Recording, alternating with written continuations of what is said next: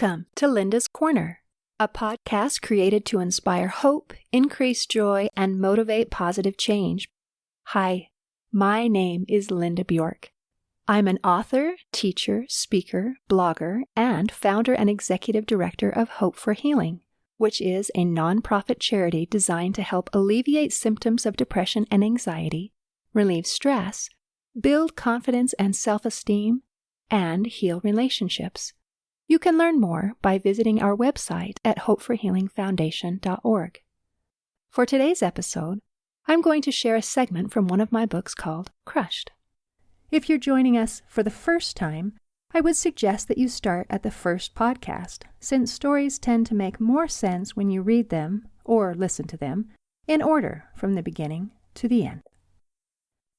Chapter 6, Aftershock. The same day that this beautiful, perfect granddaughter was born, I received yet another aftershock of my personal earthquake. This one was severe enough that it even rattled my unflappable husband. This is never, ever going to end, I despaired. The next day was Monday. I kept my composure as I took my daughter to school, but on the drive home, I sobbed inconsolably. God, please help me, I cried out. I can't do this anymore. Please deliver me. After a few moments, I did feel a little calmer and stopped crying. I remembered the appointment for the acupuncturist and decided to go. This time, I asked for both acupuncture and the emotion code. I didn't tell him anything about my circumstances. The emotion code identifies not only the trapped emotions, but the approximate time that the emotion became trapped. Often, a childhood event will come up as a cause for a trapped emotion, and the event needs to be addressed in some way before it can be released. In this instant, he addressed emotions such as humiliation, depression, anxiety, overwhelmed, worry, crying, and a host of other things, and they were all from right then. That's really unusual, he said. You must have a lot going on right now. Yes, I do, I replied without adding any further detail. After the session, I felt a bit lighter and was able to function throughout the day a little better. I was able to think a little clearer and was noticing some improvement, but a single visit didn't solve all my problems. As we struggled through this latest aftershock, my husband mentioned something about the need of being able to talk through this latest development and not keep these feelings trapped inside. I don't have anyone to talk to, I replied. You could talk to me, he offered. No, thank you. I've made that mistake before, I muttered softly, hoping that he wouldn't hear. He did. I should have kept my mouth shut. And usually, I'm very, very good at keeping my mouth shut. But this time, my true feelings slipped out. I didn't feel safe with him. I didn't feel safe with anyone, but especially not him. I retreated and hid from everyone, and he was the hardest person to hide from since we slept in the same room. I didn't talk because I didn't want to be told that I was wrong or how I should be feeling, or have my thoughts belittled or mocked or dismissed as being unimportant or wrong. I didn't feel supported by anyone, but especially not by him. Perhaps it was my slip of tongue that inspired his intervention. A few days later, I found myself trapped while he forced me to listen to him read an article about depression and demanded that I admit to it and get help. He wanted me to go to a doctor and get diagnosed and begin taking medication. I felt like a trapped squirrel fighting for my safety. I vacillated between wanting to escape and wanting to lash out at my attacker. He emphasized that couples with a depressed spouse are 9 times more likely to divorce, and ended with a threat that he had had enough and that he was done. You're done? Fine. Go ahead and leave me, I spat. You could probably do better anyway. I finally escaped the room. I imagined my life without him, and assumed that he would get the kids and the house, and that I would fade from their lives to live alone in poverty and isolation. It wasn't a pleasant thought, but it seemed easier in some ways than pretending to be okay. I should just give in and embrace the misery. my life would no longer be a lie. After some space, I began to think about what he said.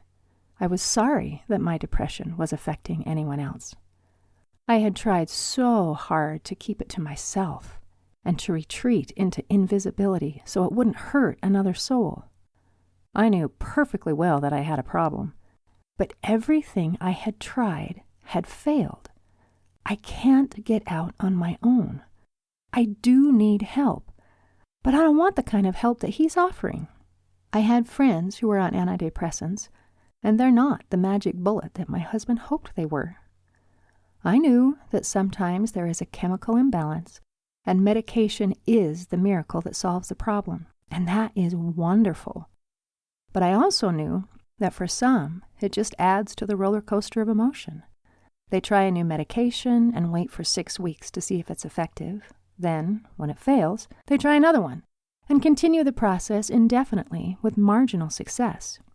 I've also done research, and some studies say that walking and physical activity are as effective as antidepressants to improve mood and are actually more effective as a long-term solution. I think antidepressants are wonderful in some cases, but often overused as a panacea for all situations. Besides, I knew that the source of my problem was not a chemical imbalance, but a series of life-changing events. To me, being diagnosed and taking medication felt like giving up and giving in. How ironic and hypocritical to say that right after wondering if I should give up and give in to embracing my misery. I'm a fool. Taking medication and still being able to live in my house and see my children would be better than refusing it and losing everything. I guess I'm just being proud and foolish. If that's what I need to do, then I guess I'll do it. I just wish there was something that could actually heal me, rather than chemically masking what I could not hide through willpower alone. Wouldn't it be wonderful not to have to mask anything? Wouldn't it be wonderful not to pretend that I'm not depressed, or to be chemically induced to not be depressed, but to actually be happy?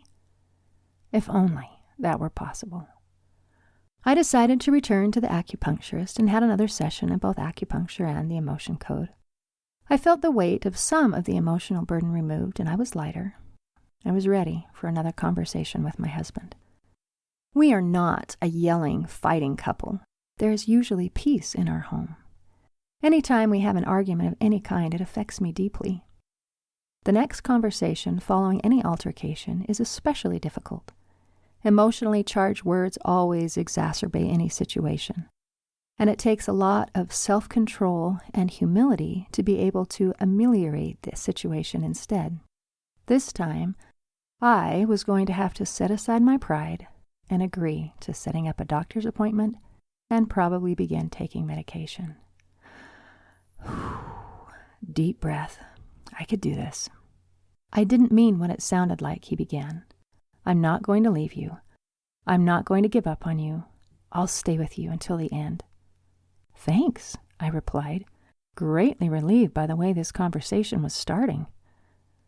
I know that I have a problem, and I'm sorry that it's affecting you. I am trying to do something about it. I'm exercising every day. I've been going to an acupuncturist. I downloaded the Headspace app and have been using that to do guided meditation each day. I am making an effort. I'm really trying. We embraced, both feeling lighter and more hopeful. The medication topic hadn't come up in that conversation, and I thought that maybe I could try what I was doing a little longer in hopes that it would make a difference. You may have noticed that I did not mention that the emotion code was part of my current treatment. I did not want him to shoot it down or demand that I go to a different practitioner who didn't offer such nonsense. I knew that it was helping.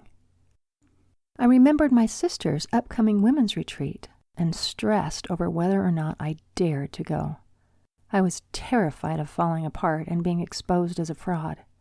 But I needed to take additional steps to heal, and maybe there might be something that would help me. But could I endure it? Chapter 7. Retreat. Finally, I gathered enough courage to text my sister. It looks like I will be able to come. Wonderful, she replied. Will you be here for the whole retreat and sharing a bed with Mom, as she told me earlier? I panicked a bit, but tried something that I would not previously have dared to do. I explained how I felt. I don't know, I'm torn. I want to support you and Mom, but I'm not in a good place emotionally, and social situations are stressful and painful. Wherever I am, I want to escape, and I'm afraid of staying there with no place for retreat. Honestly, I don't want to go at all, but I know you and Mom have put so much effort into preparing. I don't want to fall apart in front of you, in front of strangers. I don't think I can do this. Almost as soon as the text was sent, the phone rang. I hesitated, took a deep breath, and answered it. It was, of course, my sister. Linda, you don't need to come to support me, she began. You don't have to come if you don't want to. This isn't about me. It's about the people who want to come and learn how to be happy and get more out of life. I would never force anybody to come. Relief coursed through my body at being given permission that I didn't need to go. I wasn't being forced or guilted into anything. I had a choice. That was what I needed to hear, although I didn't know it until that moment. I'm so sorry that you're going through a difficult time. I would never know it by looking at you. You always seem so calm and put together, she said. That's because I'm a fraud, I said, beginning to cry. People think I have it all together, but I'm really a mess. I've felt that way before, too. People thought I had it all together, and all the while I was miserable inside. I thought there was no way out, and I just have to endure for the rest of my life, she added. But now I'm genuinely happy. It's so freeing. It's wonderful. Wait, what? Did my sister just say that she thought she would have to endure for the rest of her life? That word struck me, since that was exactly how I was feeling. And I couldn't believe that my sister, my perfect sister who is tall and thin and confident and driven and successful, could ever have felt that way. I have both admired her and envied her my entire life. It surprised me, but also comforted me that perhaps she wouldn't judge me, and gave me a sliver of hope that she might even be able to help me. We'll be talking about tools that people can use to increase energy and happiness, and how to achieve goals and experience the joy of success. It's going to be awesome. Does that sound like something that you might like? She continued. Well, yes, maybe, I stammered. Some people are coming during the day and going back home at night. Some are coming for all 3 days, and others are coming for only 1 or 2 days. Others are staying at the condo the whole time. There are lots of options. What sounds best to you? She added. I'm not sure, I said. Do you need some time to think about it? She asked. Yes. I sighed with the relief of not having to make a decision right away. Linda, I'm a mentor now. I help people achieve their goals. So I'm going to ask you to do something. I'm going to ask you to pick a day that you'll be ready to make a decision. How much time do you need? By what day can you make a decision? I was taken aback. I've never had anybody ask something like that before. I thought for a few seconds. Sunday. I think I could make a decision by Sunday. Excellent, she replied. What time on Sunday? Maybe by noon, I offered. I'm going to be busy until 3. Will you call me with your decision at 3 o'clock on Sunday? Okay, I think I can do that, I said.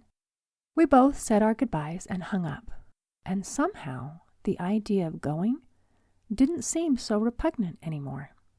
By Sunday at 3 o'clock, I had decided to go. I was still scared, but now I felt like my sister was on my side, and having one person that I didn't need to hide from helped me feel a bit safer. She offered a plan to allow me an escape if I needed one.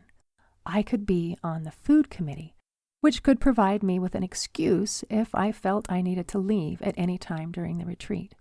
I gratefully accepted the position. A few days later, it was time to go. Since there was limited parking at the condo, I would be carpooling with my mom. We arrived in time so I could help prepare breakfast for those who had come up the night before. After cleaning up the breakfast dishes, it was time to begin. Thanks for listening. I hope you enjoyed this section of the book. The next section is available on the following podcast. Please subscribe to receive updates when new episodes are available. The book Crushed is available on Amazon, and the audiobook version will soon be available on Amazon, Audible, and iTunes. Again, my name is Linda Bjork. You can find more information by searching for Linda Bjork, Hope for Healing, Linda Bjork, Two Good Things, and Linda Bjork, Innovative Joy. In closing, I'd like to leave you with an inspirational quote by Henry Nouwen. Joy does not simply happen to us. We have to choose joy and keep choosing it every day. I hope that today you choose joy. See you next time on Linda's Corner.